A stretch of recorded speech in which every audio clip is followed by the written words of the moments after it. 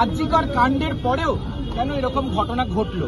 খাস কলকাতার বুকে কসবা ল কলেজ, এবং এটা যদি কলকাতার বুকে এরকম সিচুয়েশন, আমরা আমাদের পশ্চিমবঙ্গের বিভিন্ন প্রান্তে সেখানে আমাদের মেয়েদের কি অবস্থা, এটা আমাদেরকে প্রত্যেক মানুষকে এর কাছে আজকে নাড়িয়ে দিচ্ছে। অভয়াকে আমরা হারিয়েছি, কিন্তু আমরা আবার দ্বিতীয় কেন অভয়া দেখতে হচ্ছে? এবং রাজ্যের শাসক দলের বিভিন্ন নেতা মন্ত্রীরা তারা এই যে ছেলেটা তৃণমূল কংগ্রেসের যে নেতা, সে আগে প্রেসিডেন্ট ছিল, টিএমসিপি প্রেসিডেন্ট, সে মেন অ্যাকিউজড।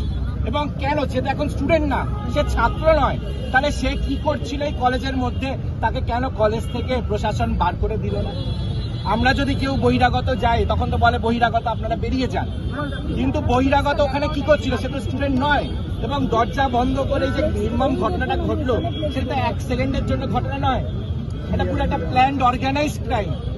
এবং অর্গানাইজ করলো কে এবং করতে পারলো কেন?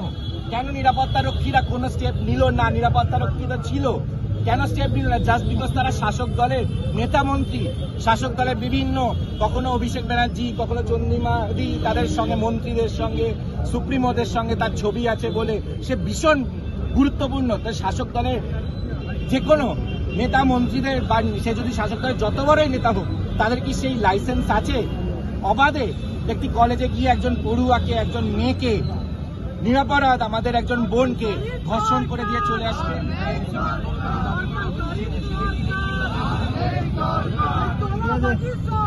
তৃণমূল কংগ্রেস সবার আগে নিজেদের ঘরটা ঠিক করা দরকার। এটা আজকে অদ্ভুত একটা পরিস্থিতি এসে গেছে পশ্চিমবঙ্গের কাছে, খুব হতাশাজনক, দুর্ভাগ্যজনক যে রাজ্যের শাসক দল, তাদের খবরে শিরোনামে থাকার ক্রাইটেরিয়া কি? কখনো এতদিন ছিল চুরি, কখনো গরু পাচার, কখনো কয়লা চুরি, কখনো রেশন চুরি, এতদিন ধরে চললো চাকরি চুরি। এবং শুধু চুরি করে তাদের শান্তি হচ্ছে না, চুরির যে রেশন সেই সব খেয়ে তাদের পেট ভরছে না, চুরির চাকরি খেয়ে তাদের পেট ভরছে না। তারা এখন আমাদের বাংলার মেয়েদের ওপর অত্যাচার করছে। এবং টিএমসিপির এই যে অর্গানাইজ ক্রাইম, এটা একদিনের ঘটনা না, বিগত কয়েক বছর ধরে কোন স্টুডেন্টস ইউনিয়ন ইলেকশন হয়নি বলেই কিন্তু স্টুডেন্টস ইউনিয়নের নাম করে এই তৃণমূল কংগ্রেসের সিন্ডিকেট চলছে।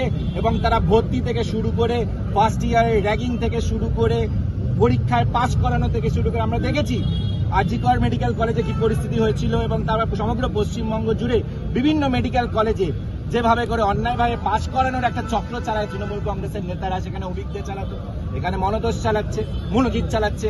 তো এইভাবেই করে বিভিন্ন সময় কেন তৃণমূল কংগ্রেসের এই যে সিন্ডিকেট গুলো বহাল তবিয়তে চলছে? পুলিশ মন্ত্রী চুপ কেন? রাজ্যের মুখ্যমন্ত্রী মমতা বন্দ্যোপাধ্যায় তিনি চুপ কেন?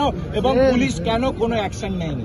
পুলিশ আমরা প্রতিবাদ করলে 5 মিনিটের মধ্যে আমাদের দিকে লাঠি নিয়ে দৌড়ে আসে।